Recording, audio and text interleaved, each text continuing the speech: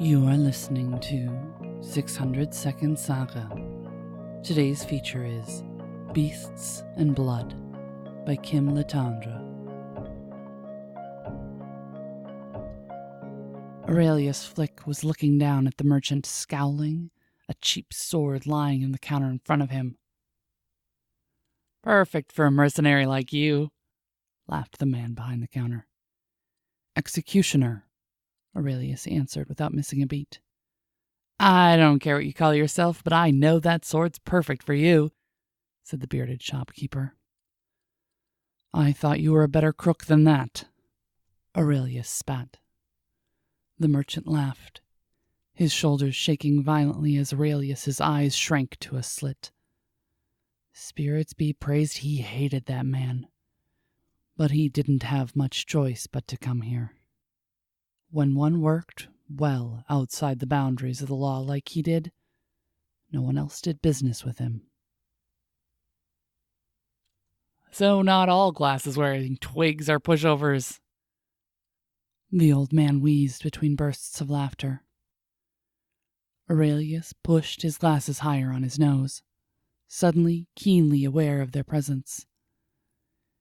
He blinked his gray eyes a few times and breathed in deeply, trying to stay calm. Spirits be praised, he hated that man. "How much longer do you intend to waste my time?" he snapped. Now, started the shopkeeper. "Can't take a joke?" Aurelius's eyes opened sharply and focused on the shopkeeper. The young man felt a flicker of power behind his pupils, and his veins started to ache a little. The merchant quivered with pain, his blood burning like fire just for a second. A small smile crept up the executioner's face, and he readjusted his glasses once more. "I'm going to look around your crummy little back alley shop, and when I come back to this counter, there better be a real blade waiting for me," he hissed. The hirsute man gulped hard and disappeared behind a red velvet curtain. Aurelius rolled his eyes and started to wander in the poorly lit room. What a useless man to use his magic on. After a few minutes, he reemerged from between the dusty shelves, and his eyes landed immediately on the flawless rapier. A predatory smile worked its way up his face, and a deadly glimmer appeared in his eyes. "Well, hello there, babe," he said hungrily. The shopkeeper noticeably relaxed and handed Aurelius the sword for inspection. The young man liked what he saw and tossed a handful of golden coins on the counter. Aurelius walked out with the sword hanging in a scabbard from his side, heading to an inn until nightfall. When Aurelius arrived at his target's residence that night, he couldn't help but wrinkle his nose at the overpowering smell of cat urine around the house. It grew stronger as he approached, distracting him as he rested his back against the outside wall of the small wooden house and listened for any noise. Everything seemed quiet, so he went to the door and softly turned the handle. Strangely enough, it twisted, without resistance, and the door opened.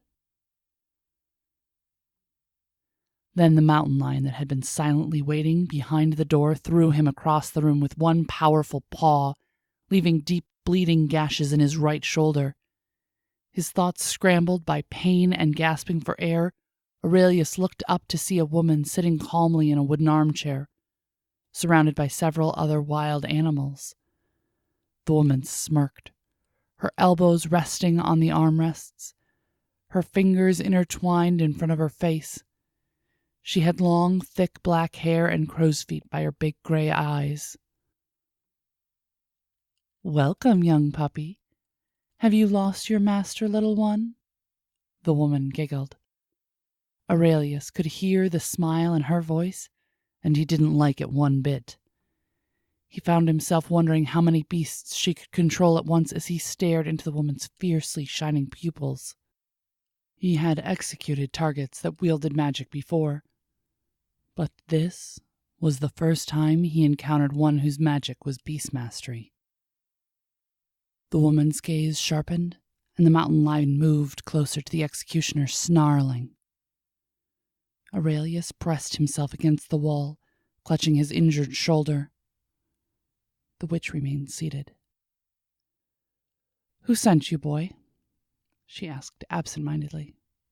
"Well, it won't matter after I kill you," she added. She shifted her eyes to the mountain lion and made a dismissive motion with her hand. The animal opened its large mouth menacingly. Aurelius's blood started to burn in his veins, and his gray eyes lit up like the witch's. The beast froze and started whining in pain, louder and louder until it collapsed on the floor unconscious.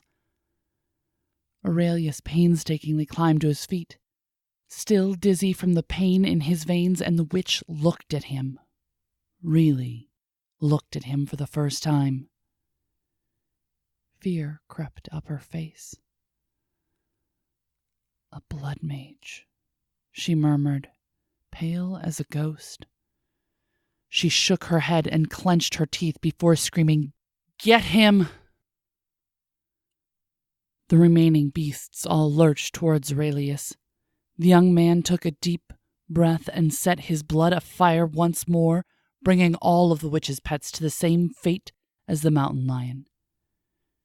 Aurelius stumbled slightly afterwards, his mind a jumble after using his power too much.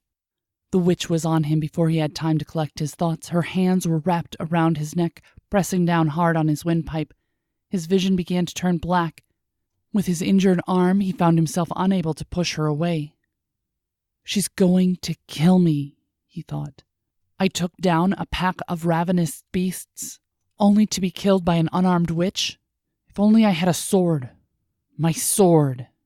He painstakingly drew his sword from the scabbard with his good arm and plunged the perfectly sharpened sword through the witch's heart.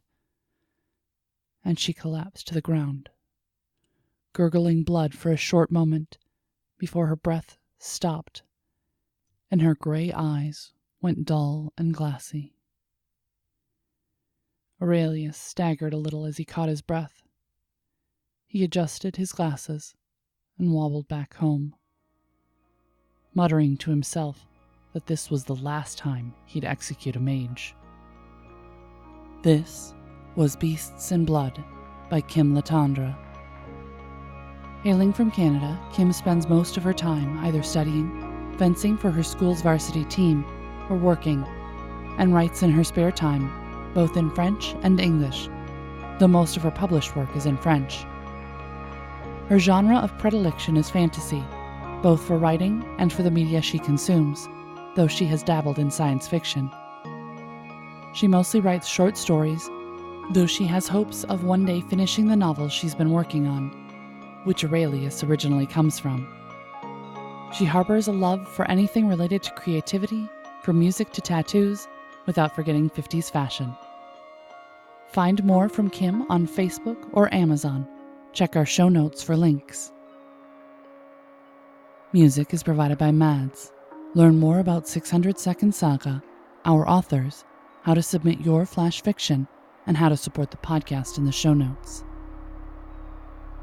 This has been Mariah Avix and 600-Second Saga.